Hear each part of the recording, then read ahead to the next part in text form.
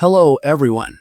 Welcome to my channel. I hope everyone is having a wonderful day. Before starting the video, please go ahead and hit the subscribe button and this video a like up. My biggest disappointment in Star Trek.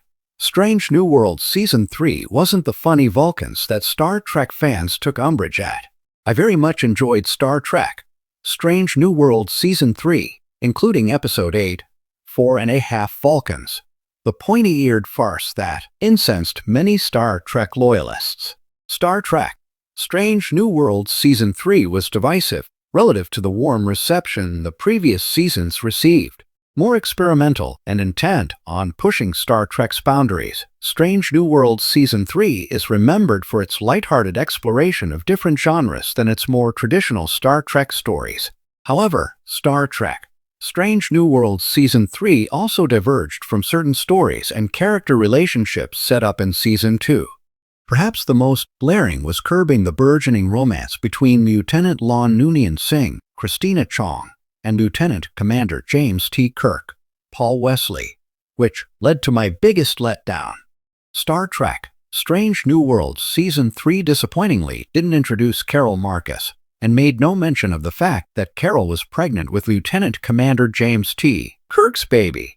Kirk told Lon his on-again/off-again girlfriend, named Carol, was with child during Strange New Worlds musical episode, Subspace Rhapsody.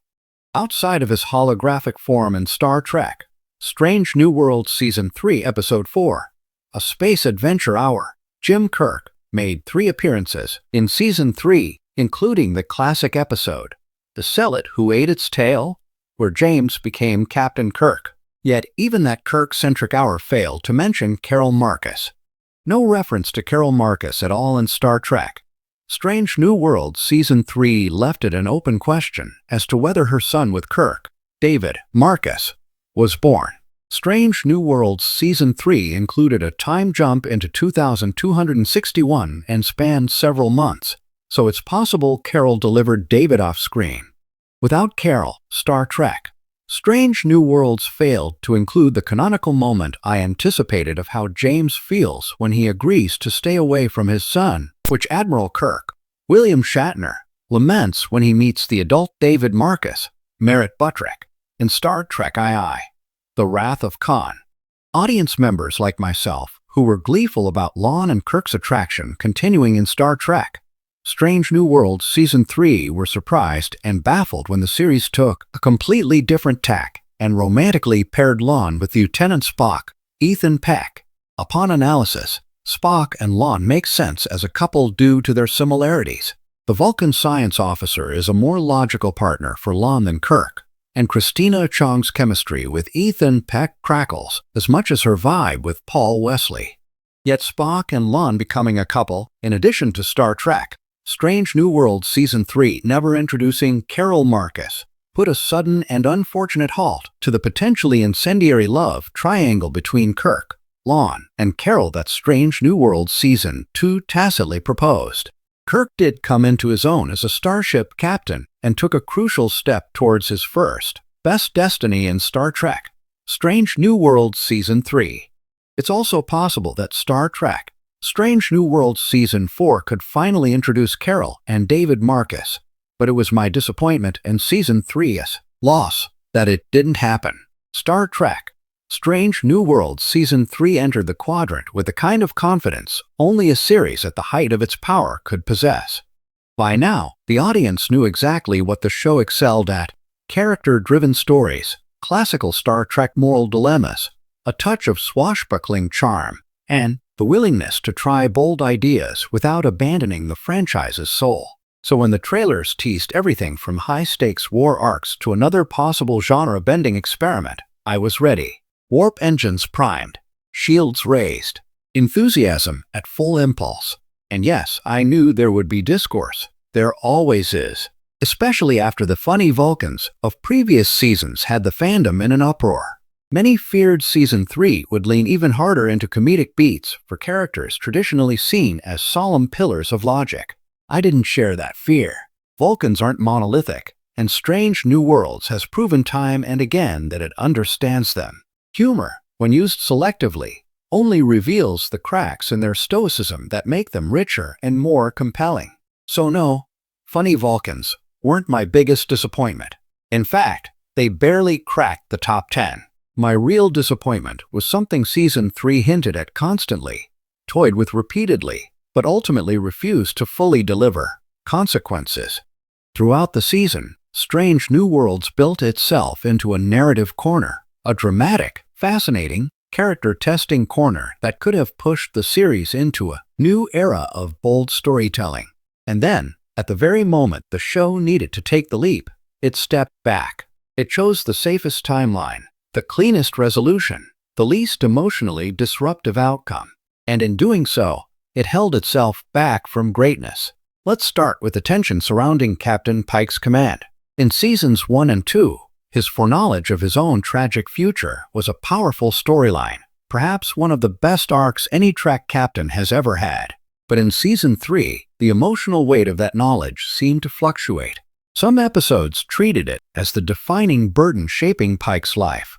Others ignored it entirely, as if the writers were afraid of letting the captain's looming fate dominate the narrative. Season 3 flirted with letting Pike's crew understand more of his internal struggle. It teased moments where Pike might actually break under the impossible dual pressure of leadership and destiny. It hinted at situations where his officers, Una, Spock, Lon, would see cracks in their captain's immaculate composure. But then, almost without exception, the episodes pulled back. The emotional beats reset. Characters moved on in ways real people never would. It felt like the show was afraid to let things stick. The same issue haunted Spock's arc. For a character who, in earlier seasons, stood on the brink of profound evolution, emotionally, philosophically, romantically, Season 3 gave him development only in episodic bursts. A moment of vulnerability here, a breakthrough there. All wrapped up neatly by the final act. No lingering conflicts. No uncomfortable consequences. No ripple effects. And that is a shame, because Ethan Peck's Spock is one of the best portrayals the character has ever had. He deserves arcs that change him. He deserves continuity of emotional experience. Instead, Season 3 kept offering character growth with one hand while snatching it away with the other, resetting him back to baseline to protect canon, prevent controversy, or maintain episodic convenience. Even the season's villain, an antagonist with fascinating motivations, complex layers, and the potential to redefine Federation politics, was softened by the same reluctance to commit. Their plans were dismantled not through moral nuance or ideological conflict, but because the story needed a quick resolution before the credits rolled. Another reset, another escape from consequences. The biggest casualty of all? Lon Noonien Singh. After 2 seasons of beautifully constructed inner conflict, identity, legacy, longing, and that time-fracturing relationship with a temporal version of James T. Kirk, Season 3 positioned her for the most emotionally explosive arc imaginable. She was finally confronting the paradox of who she was supposed to be versus who she wanted to become. She was on the cusp of redefining her entire future. And then, the storyline fizzled. Instead of exploring her trauma in meaningful ways, instead of letting her relationship with Kirk and its multiversal heartbreak evolve naturally, the show compartmentalized her journey. Episodes that should have focused on her internal struggle instead turned into side quests with symbolic gestures rather than genuine growth. The emotional threads dangled beautifully, but were never tied. It wasn't that Season 3 lacked good storytelling. It had plenty of spectacular episodes. It was that the writers repeatedly placed their characters on the precipice of real, lasting change, and then chose the reset button. The irony is that Strange New Worlds is at its strongest when it does embrace consequence. When Una faced the fallout of revealing her Illyrian heritage, the season soared. When Chapel left for advanced medical training, the repercussions were powerful and real.